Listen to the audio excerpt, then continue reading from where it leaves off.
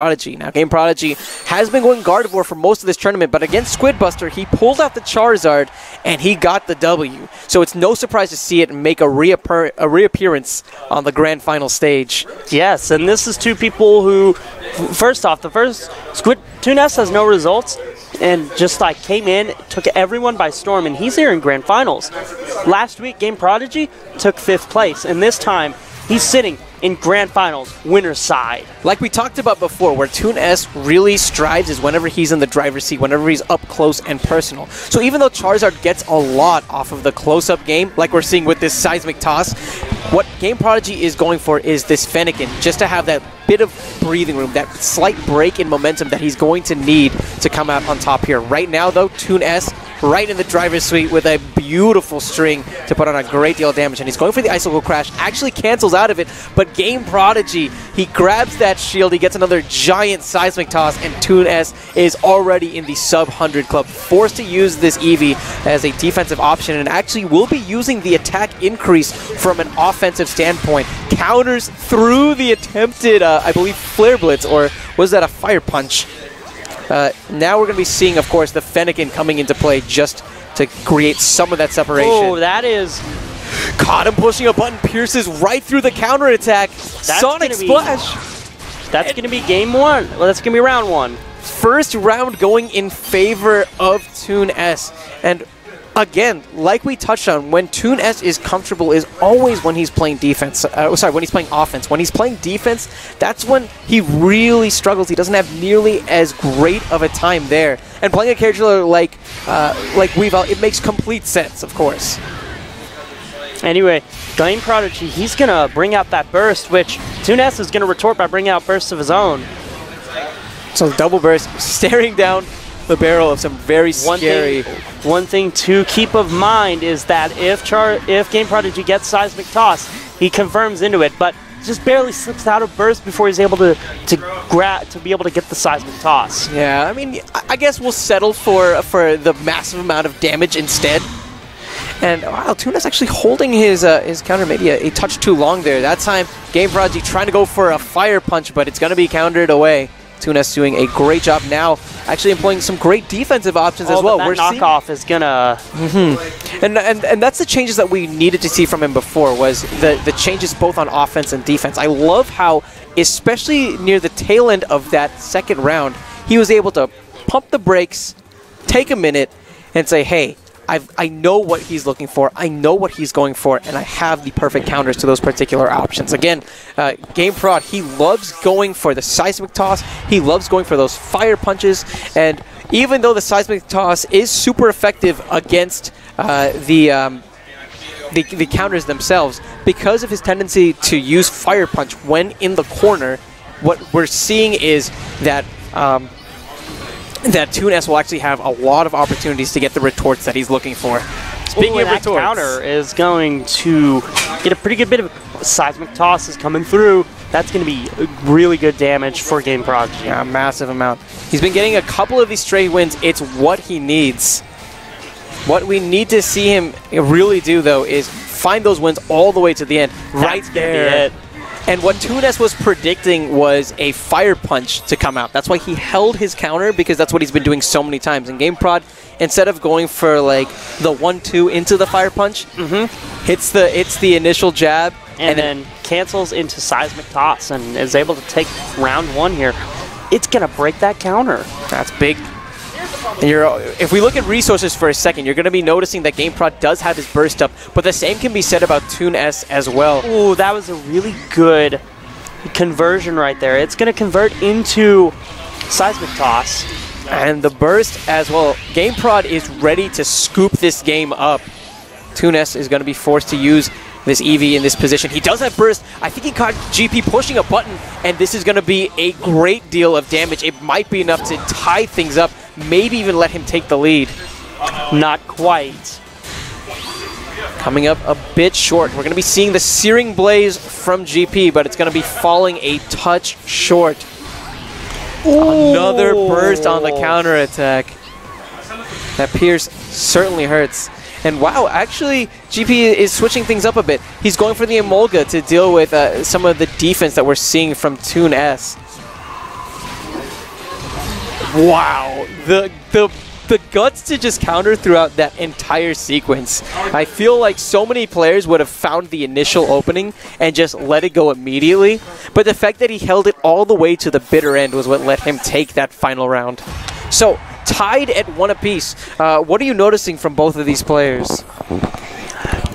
One thing I'm still seeing is like a lot of really good mix-ups from Toon.S, and it's getting him some good conversions, but then there's just times where he'll just kind of flub a little bit, and then it just kind of resets to neutral.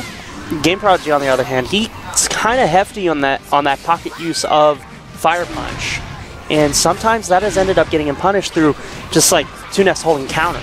You know what? I want to see Toon.S maybe go for some more grabs, because we've seen, even here, GameProd going for and getting away with a lot of these counterattack options. Again, another big counter comes out.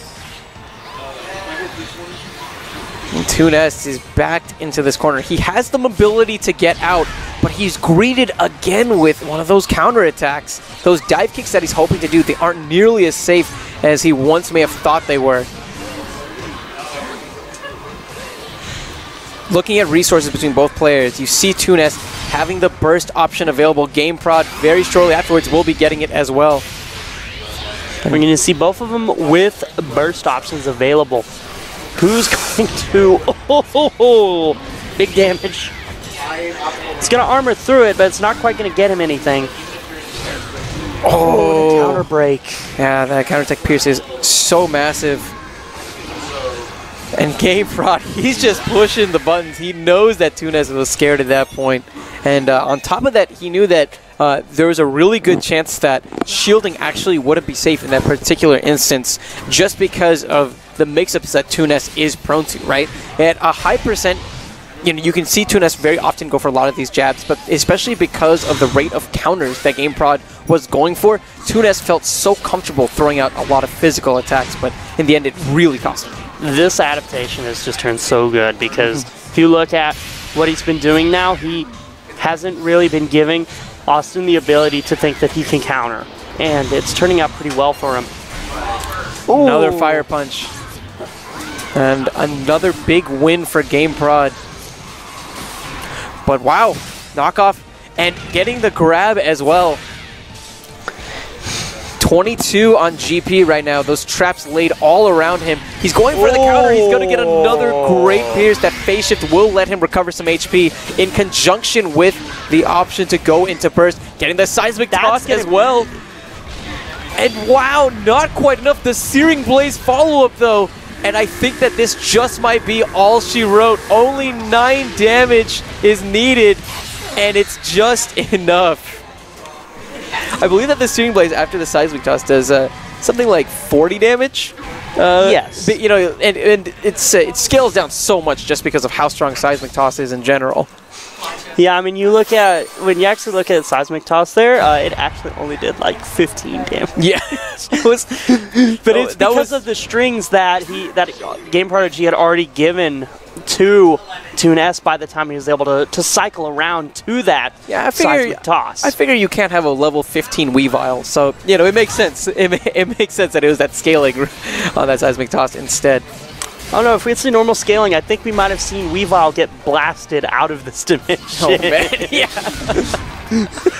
It's just a crater, and somehow there's like charred remains. GameProd now a game away from taking grand finals, but Toon.S is not done with him yet. He has his burst, but GameProd is going to get a great deal of damage with this Seismic Toss. Now going into burst.